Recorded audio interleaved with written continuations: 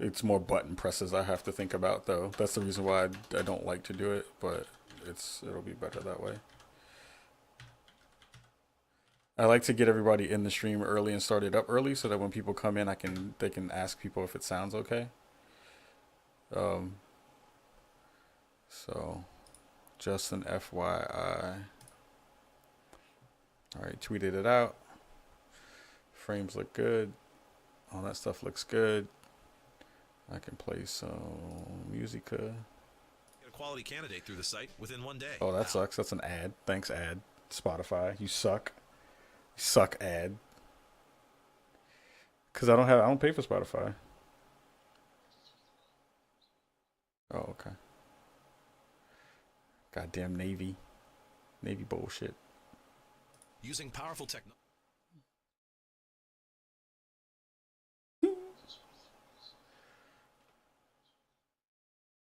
You're a force for good. You feel me? You feel me? You're a force for good. You feel me? Yeah. So yeah, we can actually start the recording now. So hit your record buttons. 3, 2, 1. Test your levels. Make sure everything sounds good.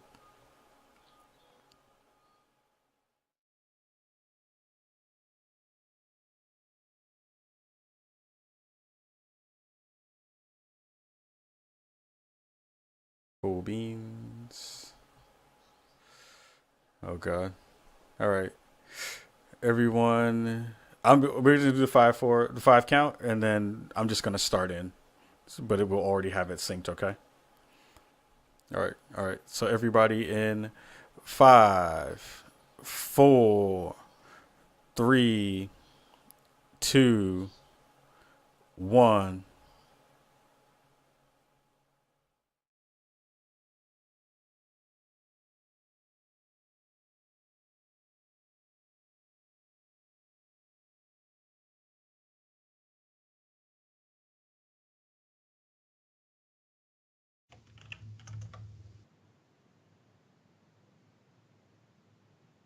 Welcome, everybody, to the Spawn on Me podcast. This is episode 187 of our show.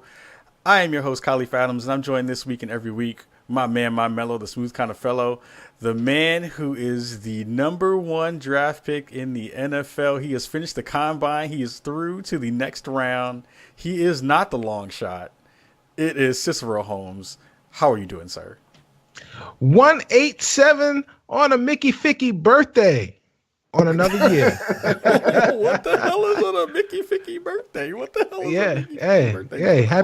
Happy birthday, man. Happy birthday. Thank you very much. I just started out with, it's 187. It's episode 187. I am the first draft pick of Chicago, as it were. Not a long shot.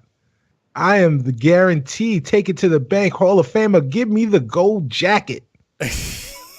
So did you skip sports? Did you just go from like the NFL? Oh no, well the gold jacket is the NFL one. I'm thinking about the Masters one with the green. Masters is the green jacket, which is terrible. Yes, it's the green jacket. Ugly. Yeah. Ugly. Thank you everyone for hanging out with us tonight on Twitch and in the podcast world. We are also rocking with the Duchess of Diversity from I Need Diverse Games. I see you eye rolling when I say the Duchess of Diversity. Tanya DePass, how are you doing? I'm good, Sir Kahlief, and happy birthday to you. Thank you much.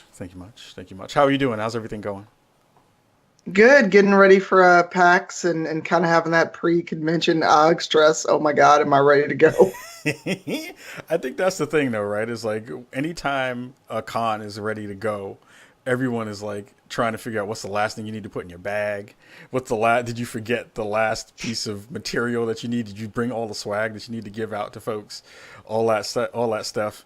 But you know, every time you roll through the conventions, everyone loves you and you knock it out the park anyway. So I'm not worried. I try. Well, you know what's funny? I actually still get nervous. Do you what? What is he talking about? Yeah. You still get nervous. How's this? What does he mean? What do you mean? I still get nervous doing public speaking because, you know, you could do 100 panels in a year, but you still, you know, anything can go wrong. Technical things can happen. True. travel could happen, and it's like you never know how the crowd's going to be. It's no guarantee how it's going to turn out. Word. It is one of those things that you don't know. Every wild card is going to get thrown onto the table. Like today, we had a wild card with technical difficulties, so Yeah. we're sorry we're a little bit late. But we do have to thank everybody who watched the show last week. We had a phenomenal show with Austin Walker from Waypoint. Again, anytime Austin comes through to the show, we have a blast. He drops knowledge. He wants to share all the dope stuff with us and with all of you. So it's always great to have him. And we did some really fantastic numbers, both just in the podcasting space and on Twitch. We like doubled our viewership and followership on our road to 1,000. Lots of ships. Mad ships, son. Mad ships. Yes. So we did like the Austin bump was real, if you want to say that's what we want to call it.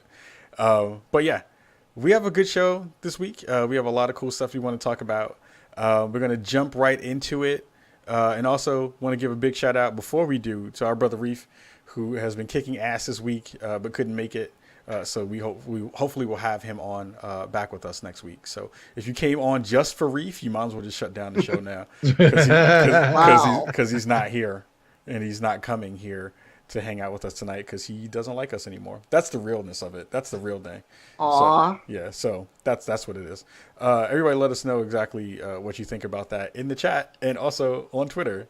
Shame him. No, I'm just playing. Don't do that. Wow, you just let it all hang out on the birthday. You're just like, I'm just gonna say whatever I want. Yeah. Today is my birthday. I am excited at the fact that I am still alive past the year of 25. I've made my knock 39th birthday. So I'm extremely happy about that. And I'm feeling good. Like I'm with my peoples, with folks I love, with folks that I really care about, getting to talk about stuff that I really dig. And, I'm happy right now. I'm in a good space. I'm feeling good. Work. Shake my shoulders and my neck. You made sure you give a sad emote in the chat. Oh. If you can't be on the show, you can't be in the chat. Get out the chat. Wow. Get out the chat. Get out the chat. You can't be in the chat. None of that chat. Oh, wow. This is getting chat shunned. Chat. This is Right? Chat shamed early. Shame. Show's been on 5 minutes. right. Shame. Right. Shame. Shame. Who's got the bell? Who got the bell? Oh my god. Shame. Shame. Wow. So there's a lot of stuff that's been going on in the world of gaming in the past couple of weeks. Gamescom has arrived and is I think is it still going on as the time of us recording this? It's still going on in Germany. It's Germany, so who knows? Germany can't stop. It's the, Right, it's can't the stop, Diddy right. of countries. Yeah. It's like it does what it wants. Last train to Cologne. Word, last train to Cologne. It's gonna be one of those things that when people talk about conferences, the kinds of mega ones that we think of always are E3, PAX, and I think in third place, honestly, is Gamescom for the folks on the North American side of the world, but on the European side of the world, on the other side of the pond for us, that is like the major con for everyone to go to. It's where everyone kind of winds up. And they drop a lot of really cool knowledge and cool stuff that happens during those times. One of the really cool things that we have been talking about on the show, and one of the things that we're super excited about, is Assassin's Creed. Assassin's Creed Origins. What the hell are you sipping on right now? Don't sweat what I do over here, man. I got you're talking about you're talking about some European gaming cons, so I decided to get some European beverages. This is some champagne from the Champagne region of France. That Negro, I wanted to celebrate your birthday, bro. Negro, that's barefoot in a glass. You shut your face. Hey. I don't want to hear Wow. Got that Scotto. Scott. Wow. Why you got to bust some Moscato though? Moscato was good, but I feel like Moscato is the like I want to get slizzard wine of choice. Is like okay. like because the sugar content in Scotto. Oh wow, yes, is so Kool-Aid. high. It's Kool-Aid. That yeah, it's like you can put Wow, that joint in the okay. back of a spoon and be like, boop. Okay. I'm going to remember that next week. Oh, Chris, Right. I yo, see But you. yo, when I see ooh, you, wow. if Okay. you scottoed out, I'm gonna laugh at you because I'm gonna be like, yo, Tanya scottoed out. She got the scotto Tanya, dance. Tanya. I'm gonna find you. I'm. It's gonna be the scotto dance like this. Yeah. It's gonna be so Um. good. So But so Oh, so I'm gonna find so. your I love ass. you. I love you. I love you. Tanya's got Uh, her Renaissance. She's got her Ren Fair mug right now. It's got Scotto in it. But no, it's this actually got is coffee. Irish. Irish Scott it's Scotto coffee. This Now, if it was this Irish is coffee, it'd be a short string. right. This is champagne, but I decided that I was gonna put some cranberry juice in there. That was a mistake. So Yeah, that was a yeah. mistake. That was a bad life decision, wasn't it? That was. Anyway, we're gonna go back to Pinky in the air for a CSJR on the stream. There you go, Pinky in the air. true indeed. I railroaded Yeah. that by looking at your Scotto. So that's my fault.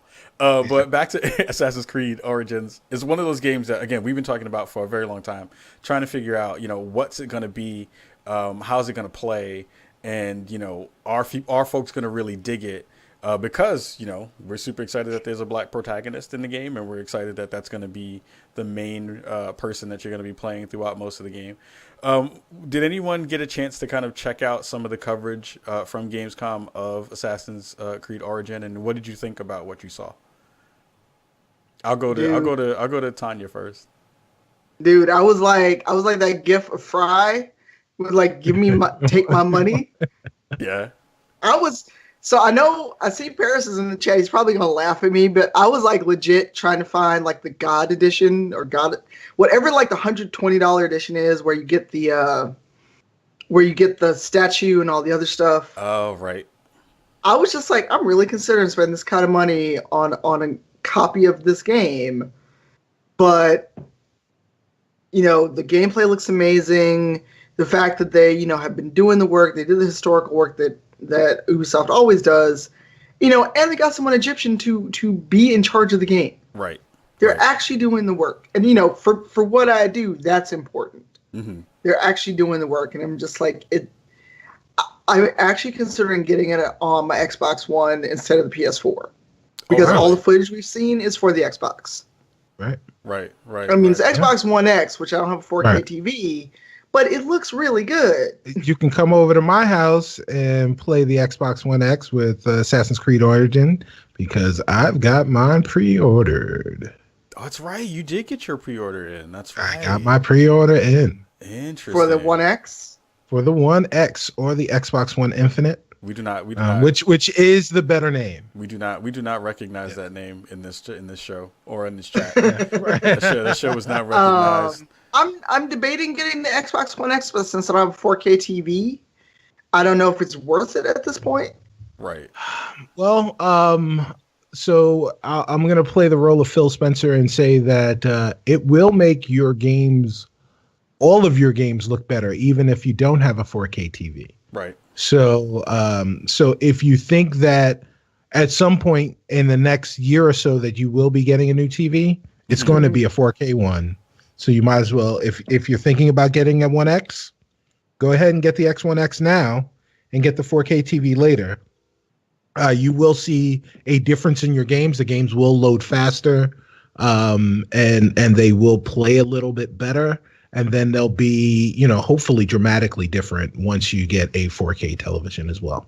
Yeah. Yeah, I just need that 4K money to start flowing into this household. Hey, I mean, so the TVs are coming down. Like if you can afford to buy a television today, then, whatever your budget is for a TV, that's going to be your budget for 4K TVs come January. By African American Friday, the TVs that will be available this year will be 4K televisions. So, Yeah, I mean that's the thing, right? Is like if anyone wants to share some birthday tips with me for a 4K TV, I will take them. I will not say that I will not.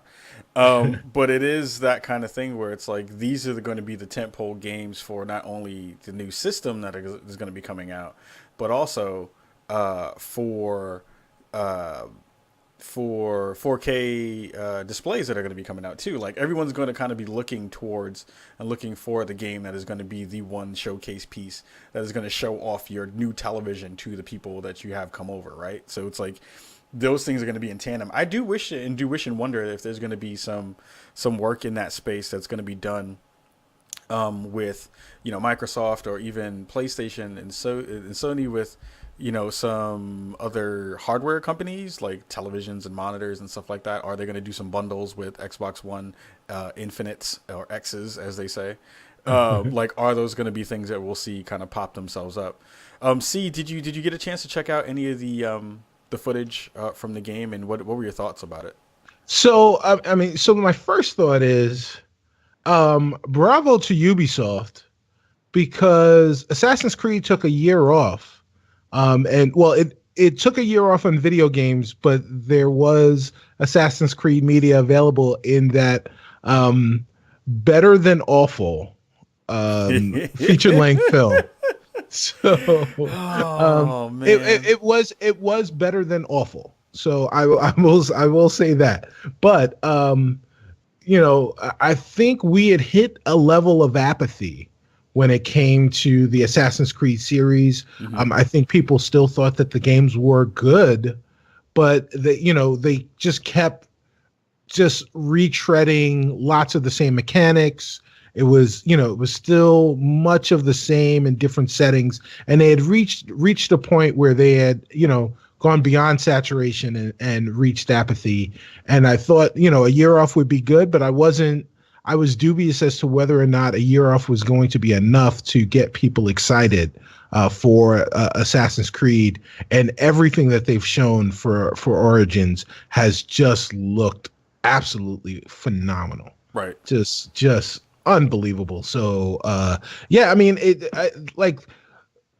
I'm gonna be, breakdancing on the street with some cardboard to get all of the games that I want to play this holiday season. It's gonna be rough. It's gonna be rough because these AAA titles that are coming out. All of them look like not misses, and even some that weren't on the radar, you're starting to see now, and you're like, whoa. That looks like something too that I want to check out. So, and it's, really, honestly, it's already started with, as Absolver and, out of the Mario Rabbids game that, Reef is playing, on the Switch. Like, there are a lot of games. Obviously Madden is here now, and so many games coming. Uncharted Dark, Longest Legacy. The Legacy is broken. Uncharted, I didn't play with that character in Uncharted 2 with Nadine. Legacy, somebody's Legacy. Nadine's in 4. Yeah. Right. I've only played 4. Okay. So I know Nadine, and everybody was geeking out about Chloe, but I don't know who Chloe is. I don't know her. How do you not know who Chloe is?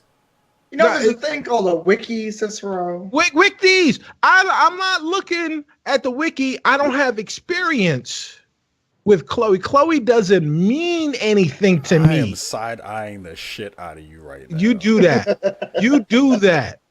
I'm okay with who I am. You deserve this side eye I'm getting that you can't see. I can see. Yeah. Here's the thing, though, is like, if you haven't caught up with that stuff, and you are now jumping into Lost Legacy, which I played a little bit of it last night, and we can talk about that after this if we want to. Even if you didn't have that connection to those characters, it's like, here are new people that you can, attach yourself to that is in this uncharted universe. So like, that's there, right? Right. Yeah. Right. Yeah. And so, yeah, I don't want to kind of derail the conversation about AC Origins to talk about Uncharted. But Uncharted is literally, it is another game that is out there. Pyre, Lawbreakers. There's so many games to play. It is going to be very, very difficult to pick and choose what games get your money and then pick and choose which games get your time on top of that. This, I mean, basically since August began. Right. And AC Origins, what Ubisoft is showing is making a case for why AC Origins should not only get your time, but or should not only get your money, but also get your time. So, and they've been making a great case. They've been making a great case. Yeah. It's one of those things where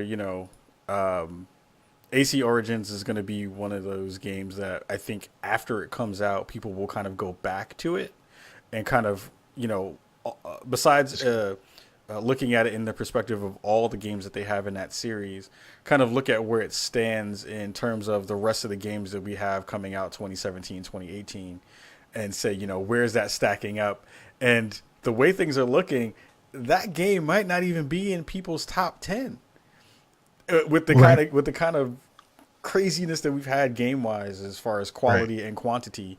That's nuts that big AAA title will probably not even reach people's top 10 lists this year unless it does something really phenomenal, either graphically or story wise that we didn't see coming. But Assassin's Creed games don't really do that. Right. Well, and that's the thing. I think that's the thing that's been really unique about this game has been the fact that it has made you stand up and take notice. Like the game just goes out there and it does what it does, and you're like, holy shit, this is that same universe, but this is different. This is something I want to play. This is something I have to play.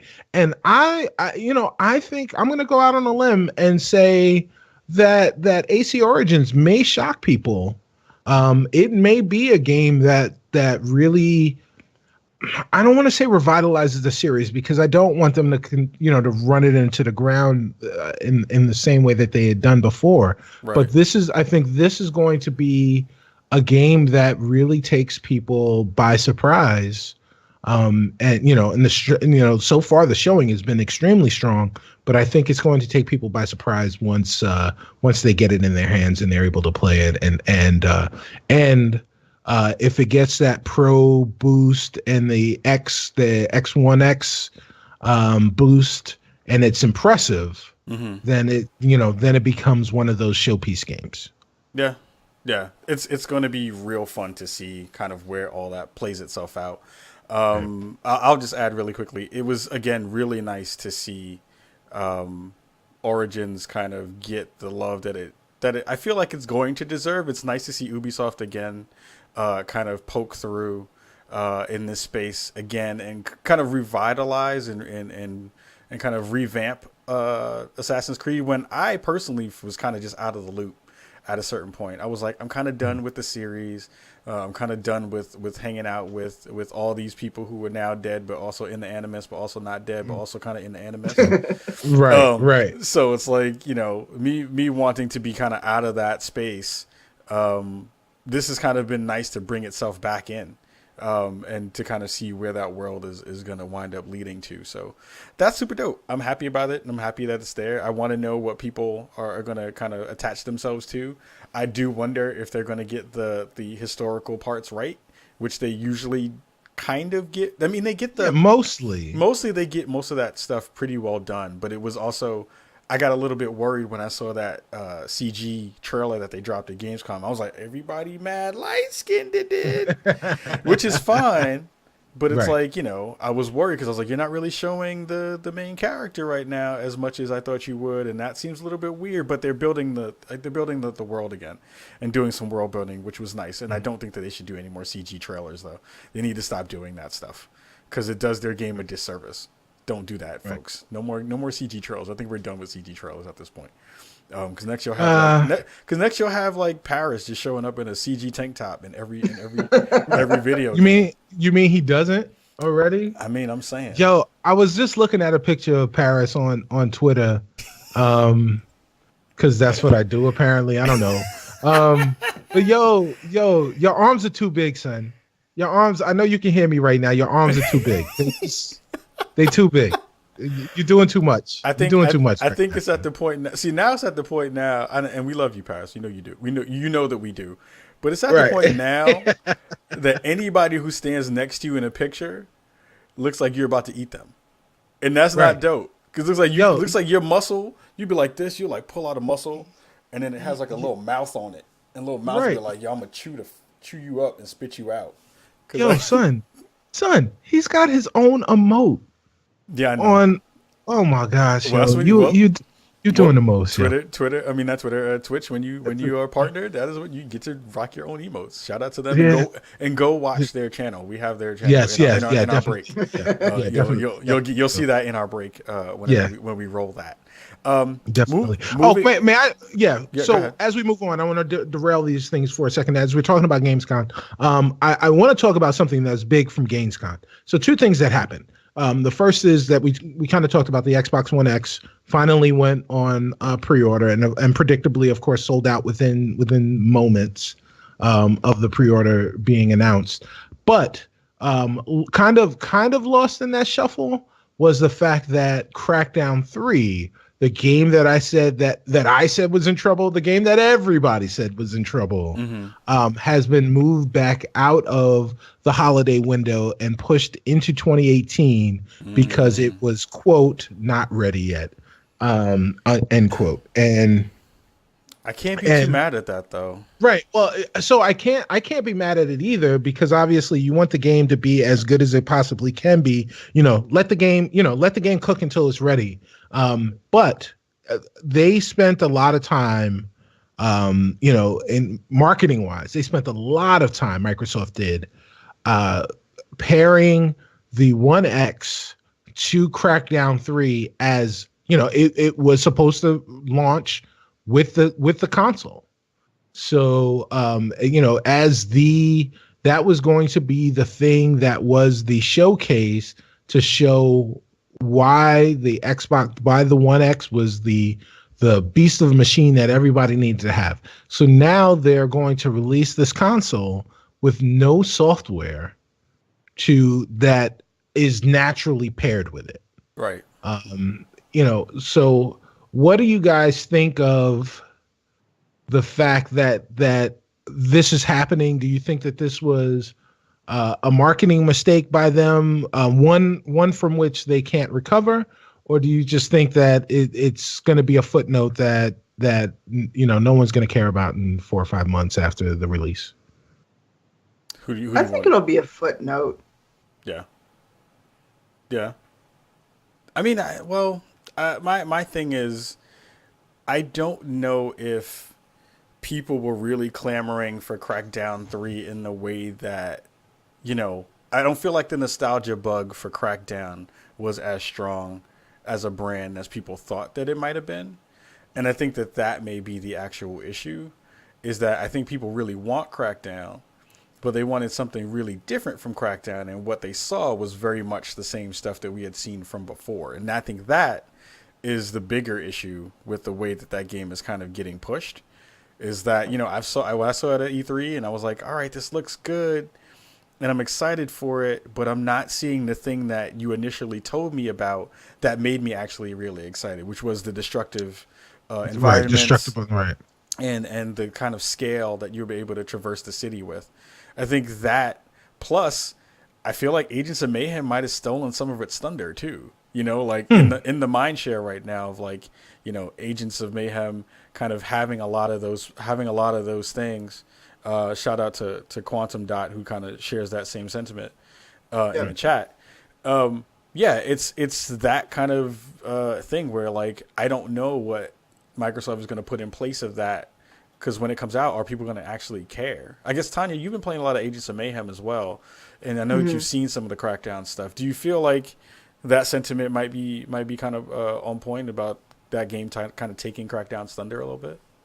Oh, totally. Because I had people coming in the chat when I was streaming it, kind of, giving it a hard time, going, "Oh, Crackdown looks great." So if Mayhem is delivering now what people wanted out of Crackdown, come next year, nobody's going to care about Crackdown. Right. Or that nostalgia factor has to be real strong. Like for me, it's like I could take it or leave it. But I'm not the kind of person who's going to buy a system based on one game. Right. So, like, if there was like Destiny 2, you know, all these games in 4K, like Assassin's Creed, something that's going to make me spend that money to upgrade my system when I'm more on the Sony side anyway. Right. Like, there has to be some really amazing things, and I don't think Crackdown's going to be the game that's going to sell systems regardless, even if it That's was fair. ready with the Xbox Right. whenever the Xbox One X comes out. Right. I don't think it's a system seller. I do want. Go ahead, see. Oh no, I was gonna say that I think you're right. Just in general, Tanya. I thought it was a weak pairing to begin with, but as a fan of the series, or at least a fan of the first one kind of came out of nowhere. It was, if people remember, the reason that Crackdown sold as well as it did was because it came paired with the Halo 2 multiplayer beta. So everyone bought that game so that they could play Halo 2. And then they stayed because they realized the game was awesome. It was, it's just so much fun to go out and collect the orbs and, throw cars and just basically be a superhero cop.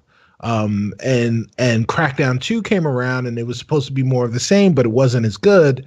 And so this was their chance to kind of redeem themselves with this game. But it was never a game that would reach across all sorts of genres and all sorts of demographics as a game that everybody needs to have, along with a system that everybody needs to have. So it definitely was a weak pairing, but at least for people that were fans of Microsoft and fans of Xbox, I think that Crackdown was a game that people were those particular people were somewhat excited for. Yeah. It's good that they moved it back. It definitely wasn't looking good. I don't know if there's something necessarily tangible that I could say that I'd want from it to be, except for better. Right. Yeah. Right. I know what you mean. I know exactly what you mean. So, but I just I'm kind of disappointed with the way that Microsoft has handled the One X. This is their last opportunity at Gamescom to really kind of sell people on why they need that console, especially now that there isn't going to be a AAA title that, a first party title that releases day and date with the console. They really needed to double down and explain to people why they needed to plunk down $500 on November 7th. And they didn't do a really good job of doing that. Interesting thing that they did do during Gamescom was talk about the enhanced versions of games that you will be getting whenever you do have your Xbox One X. I don't know if that is going to be the selling point for a lot of people who are going to be getting their console. Like, hey, the game that I might have already played is going to look better, so maybe I'll go back and look at it. I do think it'll be interesting to see the games that are new now, that are going to be coming out, that is going to be shared in that space. So like NBA 2K18 that's going to be coming out soon. Yeah. That's going to be a game that I'm going to be like, all right, how does this look on an Xbox One X that has this extra power, that has all this graphical power behind it? Does it look better than, the PS4 Pro version? Again, I don't have a TV that will truly show any of that stuff off really, but it should get a bump even in its kind of natural state on a 1080p television. Right. So it's going to be interesting to see how that stuff looks, how Madden looks, how all those things, how the new WWE game looks, which looks really, really cool. And graphically, they did a lot of stuff with the engine on that stuff. I guess, Tanya, a question I have for you is, even though, it's coming down the line, if money was not an object, do you think you'd still be as excited to maybe cop a Xbox One X at this point? Honestly, I'd have to say no. Because, shout out to Javier, our friend. Javi. Yeah, we miss you, Javi. Yeah. got me that Xbox, and I'm not gonna lie, it collects dust a lot of times. Yeah. But for me, I've actually been getting more of it as a backward compatible device because my Xbox 360 is kind of on its last legs. Right. Right. But I can go back and play those games. I can stream them now. I can get a lot more use out of it that way because like the reason I never jumped up and got an Xbox One to begin with is because they sold it as like a media management device, not a game device. Ah. So that killed any appeal to me. It's like I already have Netflix, I already got an Apple TV. That has zero appeal to me to be my all-in-one device. To me, Xbox is a brand associated with gaming. Right. I don't need it to run my TV, run the cable. Give me something to play games. And that's not what they marketed it as. So if I didn't already have one, I'd probably be more hyped to go run out and buy one if money was no object. But for right now, the Xbox One I got is still kind of collecting dust. Maybe when I can get a 4K TV, I'll upgrade, but it's not high on the list. Right. I'll get a PS4 Pro before I get an Xbox One. Well, Okay. All right. yeah, it's interesting that you say that, Tanya, about the media, the all-in-one media device, and it not being marketed as a game machine. I agree that they didn't do that. It was a selling point for me as opposed to a detracting point for me, because I already knew that it was going to play games, right? I already knew that. So like, I didn't need for them to talk to me about how it was going to play games when they were announcing the original console. I just, like all the other stuff was like, oh man. So now all I need to do is have one device. I don't need an Apple TV. I don't need a Chromecast. I don't need a smart TV. I don't need any of those other things. I just need this one box. Mm-hmm. It plays my games and I leave that box on and it does all the other stuff I want to do. If I want to watch Netflix or Hulu or any of the other smart device stuff that I need to do, I can just keep that box on. I don't have to switch to another output, another input on my TV. I'm done. One input, I'm done. And to be quite honest, that's exactly how I use my Xbox. It turns on with my TV. And it turns off with my TV, and everything else that I do on my television is via the Xbox. Right. So, which is, and it really is a matter of preference. And Microsoft sold that. They sold the same message to me that sold me on the console that didn't sell you on the console. So, Yeah. which is really interesting. Yeah, totally. Moving on, one other game that we have talked about it last week with Austin Walker, and we're still again super excited for it, is Far Cry 5. Right. Far Cry 5, Cicero has named it inside of his brain, and I'm not going to say it out loud, but yes, I am. No, I'm just playing. It's like the white supremacist killer simulator. Right.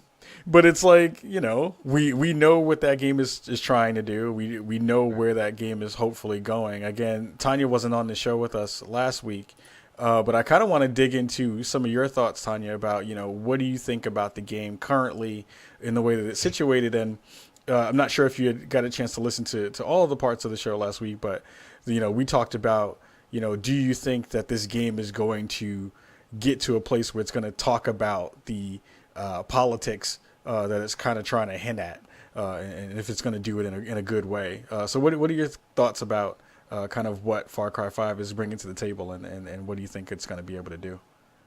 Well, I did actually listen to the whole episode because it's Austin, and y'all are hilarious. And I just enjoyed Austin because talking with Austin is frightening because he's so fucking smart. Yeah.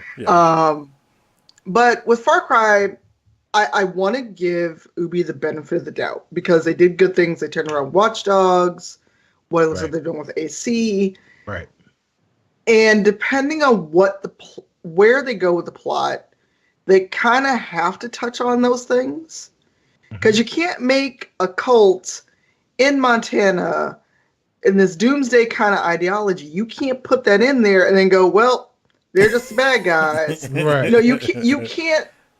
Because games are never apolitical. Right. And, they have chosen to have this very controversial thing this is the core of your nemesis in the game.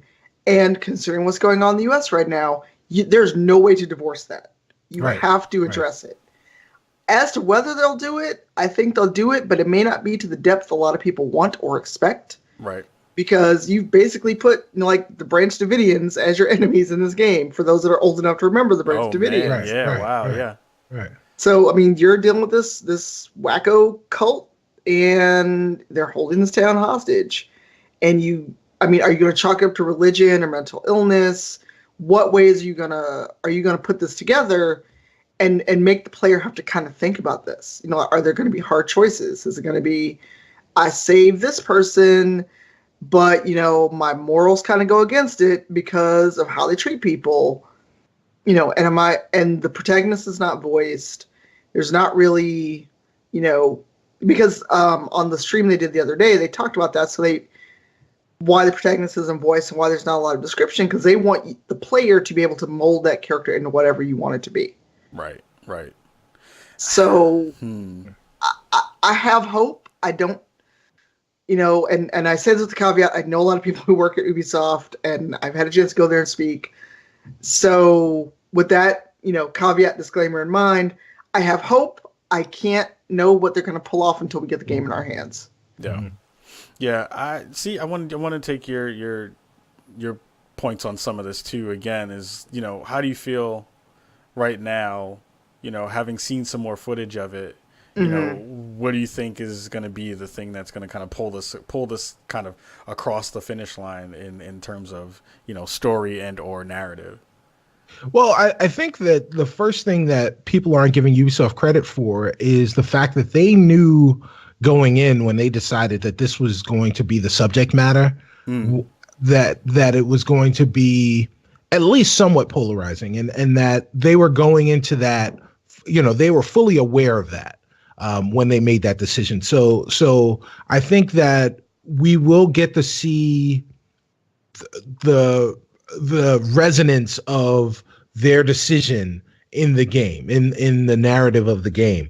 Now, what we won't see, and I think this is what people are going to be expecting, is we won't see a commentary, you know, because like I said last week, a lot of the things that are happening in the real world remind me of this game that's going to be coming out in a few months. They obviously had no way of knowing that these things were going to happen. Now, of course, you could kind of predict that some of these types of things would happen, but you would there would be no way for you to absolutely know this.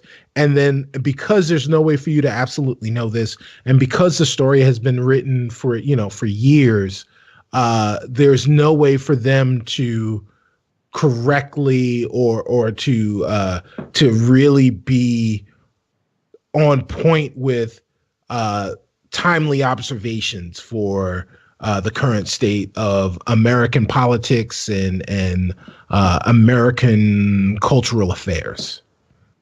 Yeah. I think that you hit the nail on the head with that. And I think that combined with the one thing that I'm actually kind of worried about is you see in some games where, you know, I think of The Last of Us, that had some kind of cultural, political leanings in some ways, and had a very interesting kind of story in that way, that had gunplay in it, right? It's a game where you shoot a lot of stuff, you know, besides the actual world trying to kill you.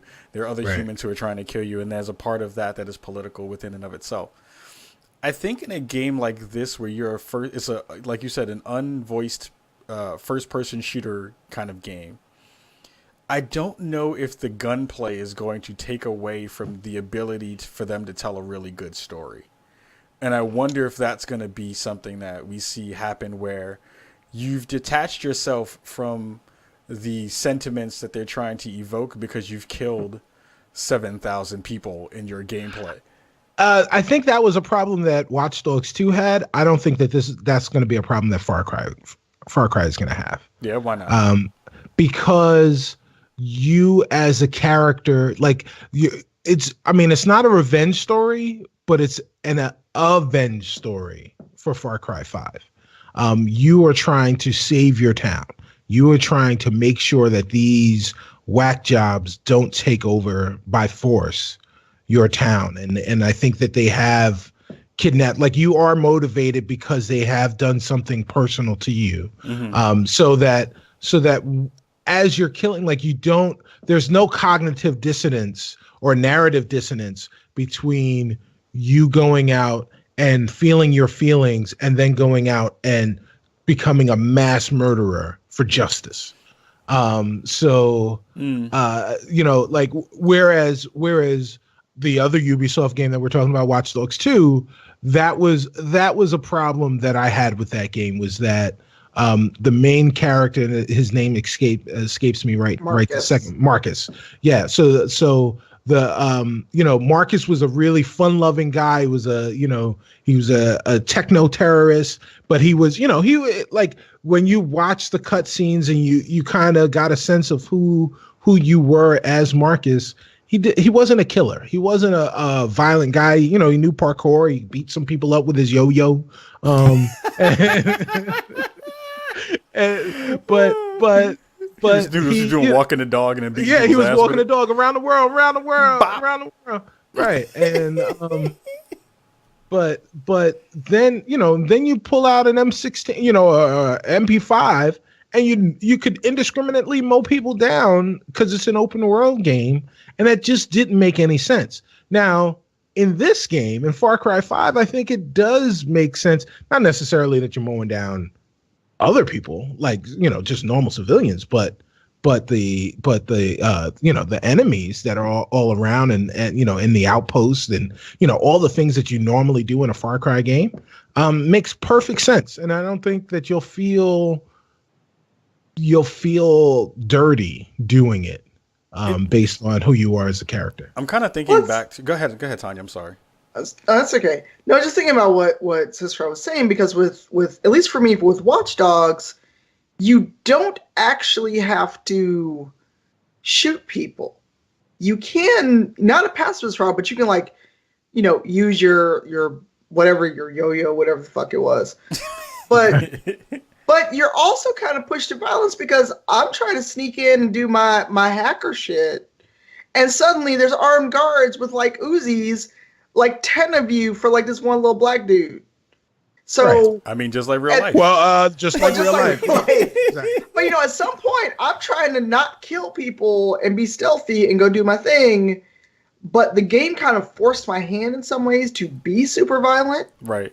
Like, there are some things where you're just like, well, guess I gotta shoot some people today, because I'm trying to go in, steal a dude's mask back, get his files. I'm trying to be quiet. Because look, I'm a little scrawny black dude with a laptop. That's what I got. And a yo-yo. And mad parkour skills. Yo, I can't front. I really want there to be some DLC where a voice line is like, yo, this fucking yo-yo ain't working no more. I gotta get the toast. I gotta go get some work and go murk some fools, because this yo-yo is not, it was a cue ball attached to a string, which makes it even worse because it wasn't even a yo-yo, which would have been better. Look, and if you ever got hit with a pool ball, you know how much that hurt. Yo, that shit will fuck you up. If you get hit with a cue ball, shit is not cool. It's not dope. But thinking about the Far Cry stuff is that you're coming in with your revenge / I'm trying to save people narrative built in. Right. It's not like Marcus, where he's been framed, and then we have a death to kind of give him the motivation to then be the angry black dude. Right. So, and just real quick, I want to touch on something Cicero said in the chat about the cult being multicultural. A cult is going to take who they can get. Yes, it's set in Montana, but there's rural black folks too. Sure. So I was just thinking about that, because Leaf over at Mike wrote a piece about how Far Cry, he thinks, isn't going to go far enough, because that is what he grew up with. Interesting. And with black people in cults. No, just rural Montana, the place, kind of place that the game's set in. He's like, sure. This is what they're showing. I don't think they've gone far enough with showing me how it can be. Right. So I was just thinking about that, because a cult is going to take whoever they can indoctrinate. they're not gonna worry about, because then it works for them. It's like, look, we got some black folks too. We're gonna try to. So Yeah. I don't know. For me, it works because we know that all skin folk ain't kinfolk. Right. True. Absolutely. True. Absolutely. Was it blacksfortrump.com? Yeah, So, yeah, right. but Mhm. I what I'm saying is, and I'm being a little bit hyperbolic, a little facetious, but what I'm saying is that the amount of representation that that's going to be bullet fodder for you, is going to be disproportionate, in terms of what you would see, even if even if what you're saying is correct, and I believe that what you're saying is correct, that that cults are going to take the people that are willing to drink the Kool-Aid, and even if there are people of color that will drink the Kool-Aid, there aren't going to be people of color in the numbers that you will see as in Far Cry 5, and the reason they do that is specifically so that they can make sure that it's not just all white people. Yeah, it's before we before we pivot, Right. it is going to be, and I'm kind of glad you brought up those other examples, because I'm thinking about Mafia 3, and those motivations for that character definitely didn't pull away from the political animus and the political story that they tried to tell, which was really great. The interesting thing that I think is going to happen in Far Cry is they're probably going to do any of the racial stuff that's going to be in that game through in the cipher. I don't want to just call cipher because Cipher of Tears is here, but through the cipher of the black preacher who is in that game, and I want to see how they handle that, and if they handle that well, because of all the other folks who are in that story, again, we don't know if the protagonist, I can't remember if the protagonist is white or not, because you see just mostly the gun throughout most of the gameplay. But I feel like if any of those conversations are going to happen during that game, it'll be through the eyes of that black preacher. And if they do that well, then maybe it'll be okay. And maybe there'll be some other pinpoints that they can touch upon that will be really interesting, and hopefully bring up some really cool conversation in our show and in the gaming community as a whole. One thing that did not bring up lots of fun conversation was the one about how large the new Final Fantasy 15 game is going to be on PC. This number, I'm going to say this out loud and I'm not going to cry. 170 gigabytes of space off your hard drive to download this game and play this game on your PC. If you wanted that joint to be on your SSD, you got no more stuff on your SSD. Unless you have a really large SSD as your main drive or your secondary drive. What in the hell are people thinking? Because first of all, okay, wait a minute. Like, forget the space cap, the space that you have to that's got games going to occupy on your hard drive. You have to download 170 gigabytes of data. Yep. Yo, Xfinity is like, yeah, all right. You want to come over here with that? Come over here with that 170 gigabytes of stuff that's going to be downloaded on your freaking computer over your network. My God. See, what do you think about this version of capturing your hard drive and holding it ransom? Right. Well, I mean, something's got to give, right? Because this is only a harbinger for things to come. As we sat and we talked about the Xbox One X and the PlayStation 4 Pro and 4K games, and these games that are going to be available and made with the ability to render 4K stuff on these consoles, and then all the stuff that's happening on the PC side. This is just, like I said, it's just a harbinger of things to come. Something's got to give. Something's got to give.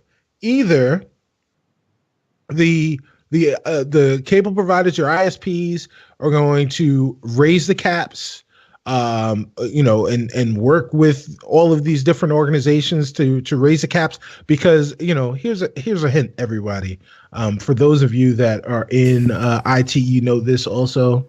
these cap limits, they're mostly just arbitrary. They're bullshit. mostly Super they're bullshit. they're mostly arbitrary. Now, obviously it costs some money, but it doesn't cost that money to make shit work. So maybe this is going to be the thing that gets these companies to raise their caps, that will allow you to continue to download all of these games, because we're talking about all the games that are coming out over the holidays.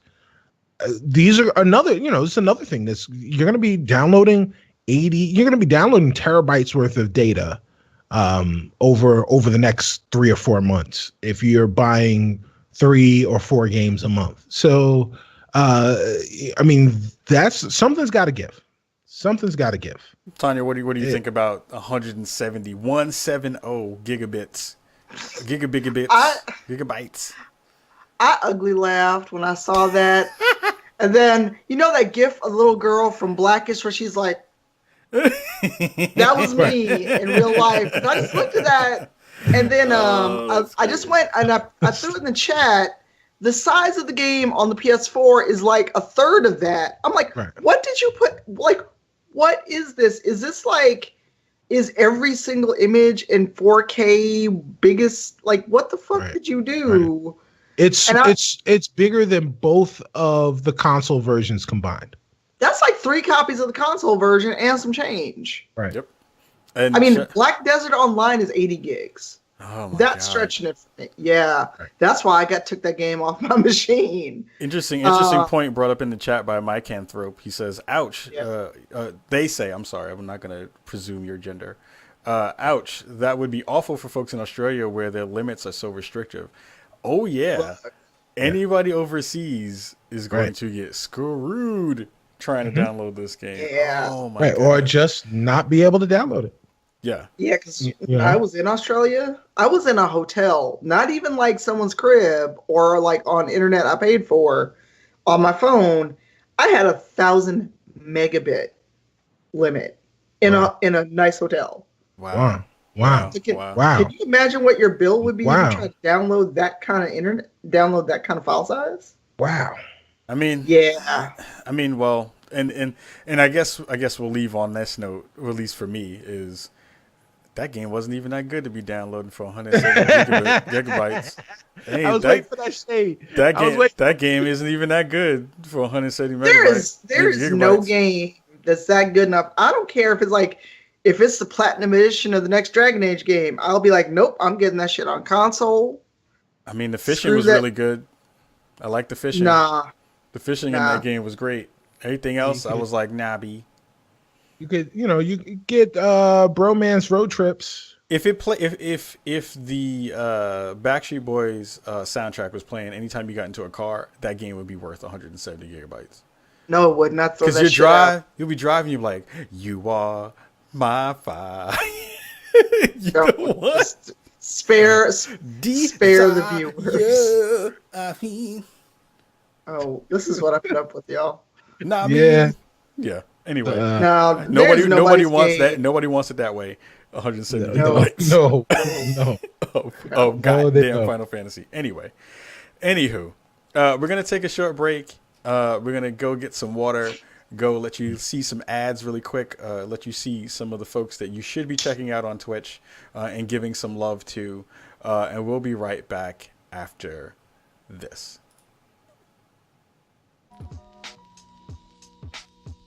All right, so you should be able to hear me, and hopefully the chat can't hear me, but we don't know because I'm testing it. We'll know if folks are able to hear it. Yeah, if you can hear us in the chat, let us know. They can hear me. Yeah. Okay, cool.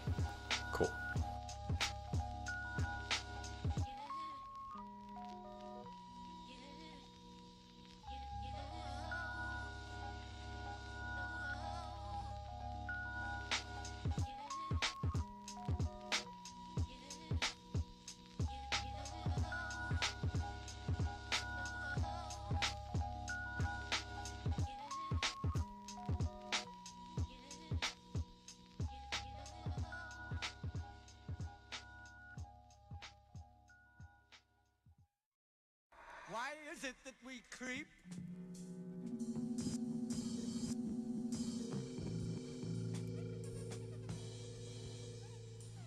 Why is it that we seek and seeking do not find, or finding do not know? Mommy, mommy, mommy.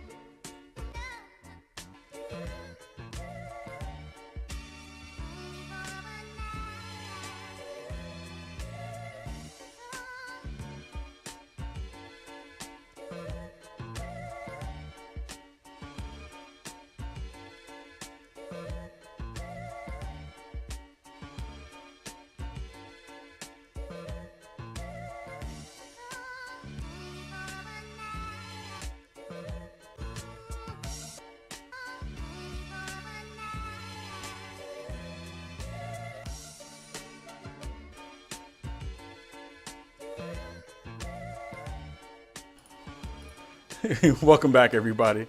We are back from our break. Thank you so much for hanging out for a couple minutes while we go and get some refreshments and talk a whole bunch of crap about 170 gigabytes of nonsensical stuff that's in your thing there. Yeah, so there's a couple of other stories that we wanted to talk about before we get up out of here for episode 187. I know that Tanya was at. It's weird to say Tanya was at a conference. Right. Like Tanya, I'm not always at a conference. right. Tanya wasn't at a conference. When Tanya isn't at a conference, we're like, oh snap, Tanya wasn't at a conference. That's great. Yay. She actually was at home. She's getting rest. Yay. Hooray. So you were at Gen Con recently, right? Yep. Nice. So let the folks at home know, what Gen Con was all about, what you were doing at Gen Con and how you rocked everything that you touched and laid your hands upon.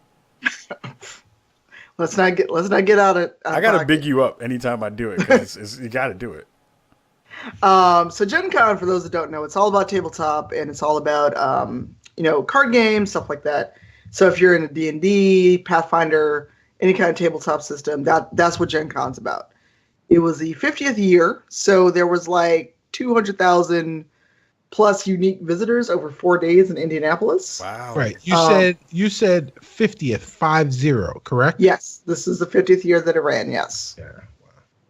Yeah, I mean D&D is in the 40s. Actually, no, D&D and I are the same age. So yeah, D&D is almost 45 years old. So people have been playing other games prior to D&D. Right. So yeah, it was all about card playing, card games. Settlers of Catan had a tournament going on, but I was an industry insider. So it's weird because you apply to be an industry insider, but then your badge says guest of honor. But it's not like other places where you're guest of honor because all they gave you was a badge and good luck. Thanks for showing up. Thanks. Basically, it was like, here, we're going to guarantee you got a block for a room, and here's your badge. Good luck. That's all you get. But we had like kind of our own industry insider track, and it was cool. And I got to meet some other cool people. AJ Algernon Bolden, who's really, really awesome. He's over at We Be Hairbrained, actually. Oh, nice. Okay, yeah. Yep. And Catherine Cross, who's a friend of the show and amazing. Yes. So there were a lot of cool people there, folks that I really admire, like their work.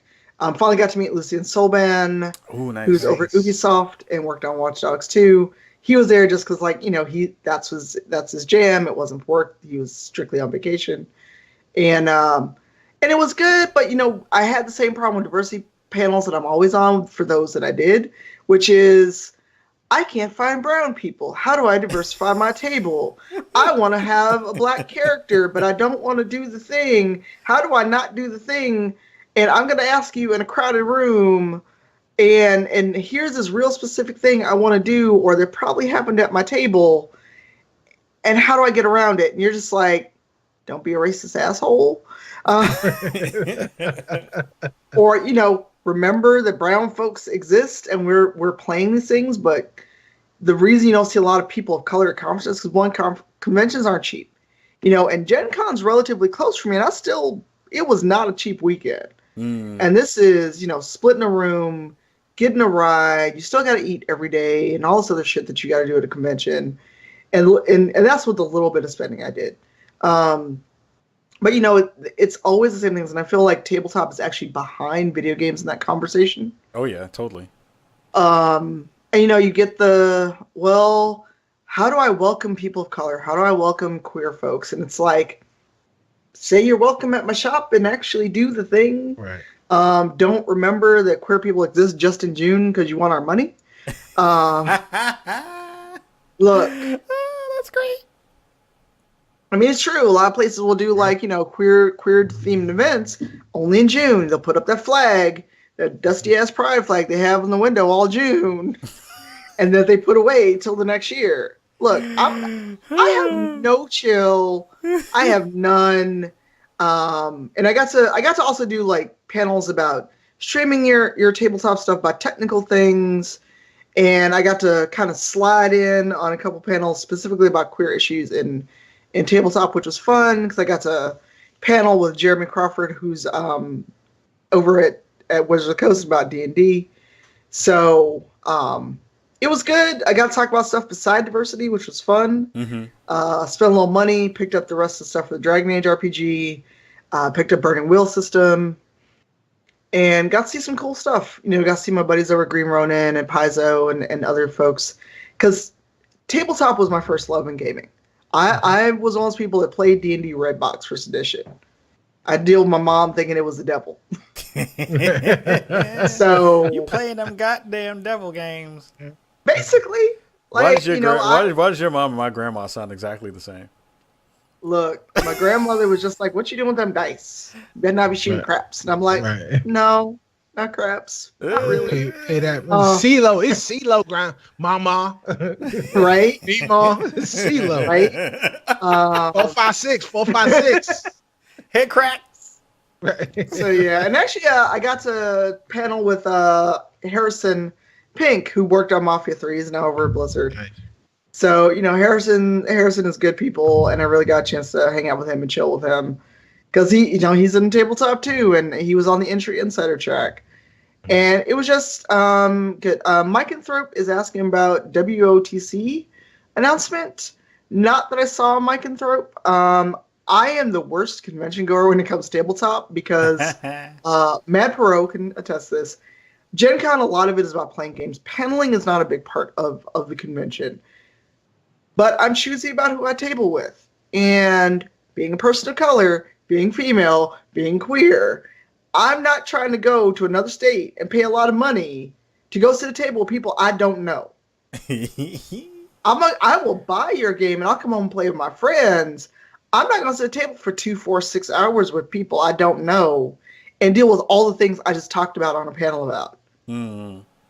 Because I was at another tabletop con and somebody thought it was cute to joke with me about the drow. I was in Seattle and I was too far away to lay hands on folks. So I feel like you need a doppelganger that is just there. Like you need an extra person who looks exactly like you, who's your complete twin, just there to put hands on people who fuck up. Just to do that. just like pop out the alleys, out the darkness, and just be like, bang, yo, you shouldn't have said that. You shouldn't have said Look, that. shout out to Crystal Frazier, who thankfully, because she was sitting next to me at a panel, I did not jump over a table and come after some dude who asked a really offensive and stupid fucking question at a panel I kind of slid in on about queer issues. Because I was like, you know how people ask a question, you can tell what they're really asking? Right. No matter yes, how, yes, yeah. and you're just Yeah. like, okay, Yeah. I'm just gonna. Well, you know, so one of the things that's interesting about tabletop gaming is that tabletop gaming it's the ultimate local gaming, right? So while I would love for there to be lots of people of color that are out there doing tabletop games, shout out to DJ Ben Hameen of the Fanbro Show, who was an unabashed D&D geek growing up in Houston. You know, and you know, that definitely made him an outsider within our groups. But the thing is, you're only going to play your tabletop games with people that you know and that you feel comfortable and familiar with. And it's difficult for, if you live in a homogenized area in Montana, or even in, many parts of Indiana, it's going to be difficult to find a person of color that you think is cool enough to, or, not non-judgmental enough to go and ask them if they want to get down and play, whatever the tabletop game is that you and your circle of friends play. Now, I realize that line of thinking is bullshit as a person of color, but as a white person, I can definitely see that being the thought. Thought. I'm sorry. Right. Go ahead. Yeah. No. So what I was going to say was, in fact, the day I moved up here to Northern Illinois, my friends and I went over to the local gaming store, tabletop gaming store, and someone called me boy. Damn. Yes. What? Yes. The hell? I have only been called boy twice in my life, and it's been within the last 4 or 5 years. Okay, wait. Hold on. Was it boy? Or was it boy? Nah, it wasn't Flavor Flav. No. Because that's not racist. Yeah. No. Did he have a clock on when he called you boy? Yeah. No, he tried to stormtrooper me. We were at Mos Eisley. We were trying to figure out exactly what was going on at the game store, because it was like 11:30 at night on a Friday, and they were outside smoking cigarettes in front of the game store, and it was me and two of my friends, whom the three of us all worked at GameStop together. So we were like, clearly there's some awesome nerd shit going on over there, so we need to go and find out what it is.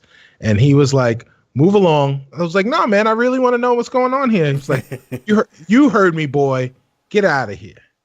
Wow. So, yeah. I'm surprised you ain't doing a bed right now. Right. So I almost caught a charge, and I hadn't even slept in my new bed yet. I don't know how I would react to being called boy. I can distinctly remember the first time I've been called nigger. Boy is a different version of it. Yeah. But it feels like as soon as the word boy would come out of your mouth, the theme music from Kill Bill would hit. It'd be Yeah. It is. And I would just black the fuck out. Yeah. I would have to black the fuck out if that was the thing that hit. It is definitely a trigger. It is more of a trigger. It is more of a trigger than nigger is. It is, isn't it? It's so definitely weird. is. So it definitely is. Oh man, that's Wow. craziness. Yeah. That's no Yeah. joke. Well, Yeah. So. Well, man. Yeah. But I just- it speaks to exactly what I was saying before. Yeah, and see, here's the thing though, that we all know it's a bullshit excuse. Those of us on the show, those are listening. Hopefully, if you listen to this and you try to find some way to mental gymnastic Olympic level justify that shit, don't tell me, because I have told people on panels and I have told people in real life, I will have words for you and you will not like these words. Um, it's bullshit because now everything's electronic, everything is digital. If you really want to diversify your table, be it literal table at your store, online, there is no excuse. Yeah. So, what is it when you want to do stuff like that? Because I don't know who's familiar with Paizo.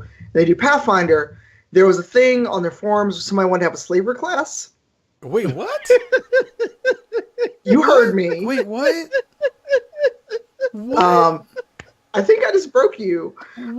There was someone who wrote into the forums and wanted to have like a job class that was slaver, and I'm just like I like made that face. I'm sure I literally made the face. I'm trying not to look at myself on the stream because I'm weird. And it was one of those things where it's like the people I know at Paizo were talking about this, and then I saw it, and I just like I did the RCA head tilt. And then the like banjo music started playing. Shouldn't right after that request, just somebody else just jump in and was like, "I'd like to play Django. I'd like to play Django." Uh-oh, Matt Pro has something to tell me. Just tell me when we're done with the stream. I don't even know. Yeah, yes, Marcus, a slave class, as in a job you could be in this setting was to be a slave owner. And I just sat there and I was like, Yeah. I read it. Okay. I know what I read. And like I felt the vein. I was just like, okay. Yeah. But see, these are things that nobody wants to think about because what it comes down to, and I'll get off my soapbox in a minute, is for them it's just a game. There is nothing for them to have to deal with. There's no repercussion. But if I'm a black person, a person of color, or let's say someone who's like from the islands or Latinx or something, and you want to have colonialism in the game, or you want to have these things that this is real history that you want to put in the game, but you clearly don't think there's going to be anyone but white dudes at your table if you're doing shit like this. Right. You are not thinking about the repercussion and the emotional damage you could do to someone, because if you play a game and you want to go, hey, my job is to be a slaver, or this is my background, I'm going to go to the other side of the table, around, and leave. There's no playing with you and this group of folks if you think this is acceptable.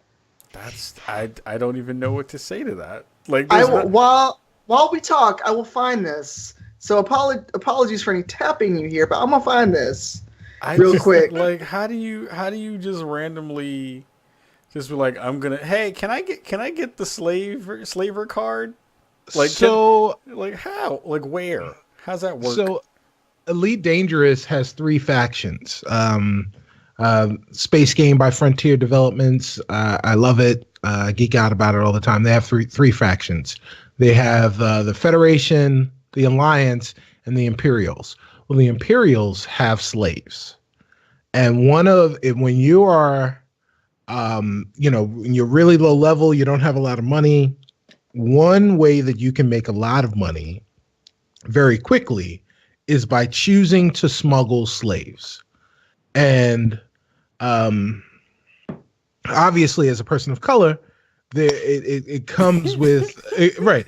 That like there is. It looks like as a person of color, that shit is fucked up. Right. There definitely is some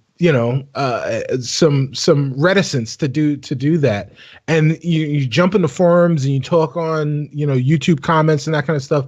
I've been in some very tense conversations regarding the necessity to run as a slave, and there have been people who have justified imperial slavery within Elite Dangerous when the person who that person being me at that particular moment, but these are practiced and rehearsed answers. When someone says, I won't I won't smuggle slaves because slavery is wrong. Right. And their answer is, well, these are slaves, but they've chosen to be slaves. They're almost like indentured servants because at a certain point, their slavery, like as at a certain point in the game, they will no longer be slaves. Not that you'll ever actually see that moment. There will always be new slaves to smuggle. You won't ever be smuggling freed slaves. So you don't get to see the end goal there, but it does happen in the lore. So this is okay. I feel like there's a lot of stuff in there that just like someone really wanted, like someone was waiting to play that card real hard and was like, now's my chance. Now's my chance to do this thing that I've always wanted to talk about or do. And it was like, come on, man. Like there's a lot of, I mean, look at Confederate. Somebody thought of that shit. So are we surprised? Right. Yeah, you're right. Like, there's somebody somewhere that still got the fantasy of black folks being slaves. So, Yeah. You right. That's all you can say to that is you right. Yeah, right. You're right. You're right. You're right. Well. I mean, this is why I'm real choosy about who I play with. But Gen Con was dope. Yeah, I was gonna say It was good, but it's also 200,000 people over 4 days. Yeah, that's a lot. Right. That's But one PAX. It's the granddaddy of them all, though. It really is of cons, of like nerd cons. Kind of. It is, but and if you ever go, it takes over basically all of downtown Indianapolis. Right. Well, I mean, downtown Indianapolis is like the size of my apartment, but yes, it does. Oh no, dude! I put some miles in that weekend. So yeah, because the convention center is designed for 80,000 people. Oh my god! Oh, holy shit! And there's two. Wow, that's pretty crazy. Yeah, that's awesome. Wow, that is crazy. Yeah, it is. Shout out to Charlie Hall, who was down there. And shout out to my cousin Mike Holmes, who was there, and shout out to my homeboy, my brother, Dan the Robot's boy, Jack Norris, and good friend to our guest from 2 weeks ago, Jason Belair, Jack Norris, who was also down there. So at Gen Con, you didn't get to see any of it. So Word. So besides Gen Con, there's another con that you and I will both be in attendance to, and it sounds like our folks over at Gamertag Radio, I just heard, are going to be there as well. Yeah. Want to give some folks at home some info about where they'll be seeing us next? So PAX West is next week. Yay! So there's a few events. So if you're going to be at PAX West and you don't actually need a badge for this event, I Need Diverse Games and Blacks at Xbox are co-sponsoring an event called Kickback Lounge. It's Saturday 1 to 4. I'll throw a link out in the show notes. It's just come chill, get a drink, get away from the con for a little bit, and hang with cool folks. It's not a panel. It's not a formal thing. Just come and hang out with us. Kahlief and I will be there. Some of our friends from Xbox will be there. I Need Diverse Games will have a table in the Diversity Lounge. We're sharing it with AnyKey. Nice. So come find us both in the same spot. Xbox Gaming for Everyone, shout out to Katie Joe, is going to be in the Diversity Lounge for a change. For the first time, I should say. This year at PAX West. And then Kahlief and I are on a panel together. 6:30 on Sunday. Let me make sure I'm not telling a lie, because I'm on like 80 million panels, as always. As always.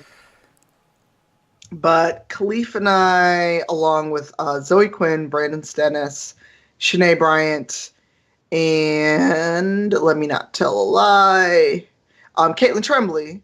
I like all of those people. Yay, I'm glad you do. I'm going to try to stream it. If I can't, I'm going to try, at least one of us will try to record it. But we're going to talk about hustle and flow and being the real side of making it, what making it means, and talk about failure, which people don't do. Right. Because a lot of people just see you're here, which is above my camera, so no one can actually see my hand. But they don't see how you started here. They don't see like all the stuff all the rejections you got. They don't see like, the times you applied for being a Twitch partner and you got rejected or stuff like that. And I want to talk about that because I think it's something important to discuss, because people literally don't think about how to go from 0 to 100, and they only want to see you at a certain level. And then I'm going to talk about streaming. I'm going to talk about a lot of things. I'm actually talking to PAX Dev. So I'm going to be in Seattle all week. I'm going to be tired of Seattle by the time I go home. Because, like, look, I like Seattle. It's close to where Kahlief is. But there's a reason they say Seattle's so white. I mean, if Seattle's so white, Portland must just Portland, right? Opaque. is Antarctica. If that's the case, I am at the wall. Shit, I am the North. If that's the fucking case, I am Jon Snow. Right. Yeah, it's funny because I'm super excited to be on. This is my first panel that I will ever have been on in that respect. Ever? At a conference, yeah, like at a big con like PAX, yeah. I've done speaking engagements and things like that. Shout out to AlterConf and EffectConf and things like that, and the folks over at Blacks in Gaming. I'm sorry, but I've never been on a panel at an actual con. So I'm super excited about that, and I'm thinking about all the rebuttals that I'm gonna have if someone says some real random pop off shit. And I'm just like, I'm sorry. Have you not seen me moderate a panel before? I've seen you moderate a panel, but it's like there's a small teensy bit part of me that's like, I really want someone to say some real random shit. Oh wow! So I could just be like, da da da da da da, and like, hit him with the dopeness, and then all the other cool people be like, yeah, that's cool. You said cool shit. Yo, let me find out that Kahlief is having little Ralphie dreams from Christmas Story, where the teacher gives him A plus plus plus plus plus plus plus. I want to have my PAX Cornell West moment and be like, my brother, don't you understand that you have been caught up with this megalomaniac, and you don't understand that all these things are just in your head, brother, please listen to me. I don't understand why you have these things in your head. It's going to be one of those things. Shout out to Den the Robot, who says, incorrect. You are Kaka Beware on the best panel ever. Yeah, that's true. That's true. Somebody did want me to do. Oh my God. Somebody did ask me last minute to be a part of PAX Rumble again. And I said I couldn't because I just didn't have the time to do it. But I want to real bad. So next one. Next PAX Prime, I'll do another Kaka Beware. My God. Kaka Beware is my wrestling persona. If you do not know and have not seen that stuff, we'll send the link out in the chat somewhere. To do all that stuff. I can be a Cornell wrestler. Oh my God. That could be it. Cornell wrestler. Wow. Cornell wrestler. Yes. TM. I won't even grab you. I'll just wrap you up in my words. If you need the wig, I was Don King for Halloween. I got the wig. Oh man, I don't know if it'll fit over my parrots though, because I got to get more parrots if I do Kaka Beware. So that'll be real. Anyway, this has just gone left. It's not even. I don't know what direction this has gone at this point. But we're off the map. I'll just say I'm extremely excited to be paneling with you, and for my first panel to be with you is an honor and a pleasure. I'm super excited for that, and I get to chill with Brian Stennis, who we had on the show, and Zoe Quinn, who we had on the show, and some new folks as well who we have not had on the show, but would love to be a part of that conversation because I think it is a really cool topic to hit. I think a lot of people still even think that we here on Spawn on Me have like quote unquote made it, and we have not made it. We still have a lot of doors and a lot of doors that are not open for us yet. So folks being in the chat and folks listening to the show and people shouting us out and giving us love helps a lot, but we're still not there yet. We're still trying to figure out ways that we can share what we do and get into some of those doors that are still locked. And people are like, boy, move along from them doors. Nah, see, we can't have those moments because then we'll all be in trouble. Yeah, that's what I'm saying. I'm gonna have to be Cornell Wessler up in that piece. It's gonna be real. There are times for physical violence. There are times to just pull out, the King's English and those $10 words and make people look real confused. That'll probably be it if it does happen. I'll just have a real good side eye. Plus, I have my camera, so I will zoom in and then I will shame them. It'll be on camera. You gonna bring a bell to shame them? I will. I'm gonna bring a bell to shame them. Anybody who does that, I'm gonna be like, Shame. Shame. Oh my god. Shame. That would be the best thing ever. That is the Actually, best thing ever. that Oh my might be the God. best thing. I need to go find a bell before I leave on a plane. Okay, everyone in Chicago know what's gonna happen. If someone says some really ratchet shit, we're about to get the shame bell out, and I'm gonna put a piece of And tape on it that says shame on it. and if we manage to live stream this, it's gonna be on somebody's channel Yep. because you're just gonna see me like at the podium like. Yep. Why- I'm why just is gonna it pull it out. I'm channel? just gonna pull the bell out, and I'm gonna just start ringing it. Shame, and just look at them. Shame. And I think that would Shame. just kill the panel. It'd would be be like, done. well, panel's over. It will be done because everybody would Yep. know what it was. It would be so funny. Anyway. Yeah. Anywho. All right. We're about to get up out of here.